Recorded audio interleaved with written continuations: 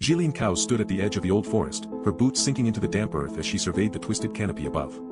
The air was heavy with moisture and the scent of decaying leaves.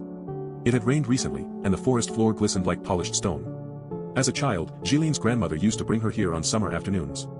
They'd sit together at the base of an ancient oak, listening for the sounds of the forest, the rustle of small creatures through underbrush, the creaking of branches in the breeze, and the distant rumble of water over stone. But that was before. Before Jillian's grandmother had gone missing, and her family had been forced to sell their land to the Forestry Commission. Before the commission had begun clearing large swaths of the forest for a new logging operation. Jillian took a step back from the edge of the clearing and walked into the trees. The forest seemed to close in around her, the silence oppressive. She'd received a letter from her grandmother just yesterday, or was it the day before? Jillian couldn't remember anymore. The words had been cryptic, "Come home when the wind stopped screaming." She followed the faint trail that only she seemed to see, leading deeper into the forest. Trees twisted and groaned around her, their limbs grasping like skeletal fingers. The air was thick with an unnatural stillness. Suddenly, a gust of wind whipped through the trees, sending leaves swirling in mad circles.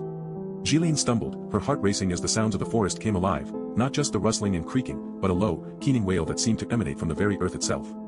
As she struggled to regain balance, Jillian noticed something odd, a small wooden marker standing in the center of a clear patch of ground.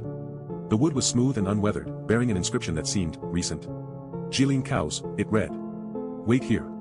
A shiver ran down her spine as she turned to retrace her steps back into the relative safety of her home, but found herself facing not the edge of the clearing, nor any familiar landmark, but a narrow tunnel made from tree trunks lashed together with twine.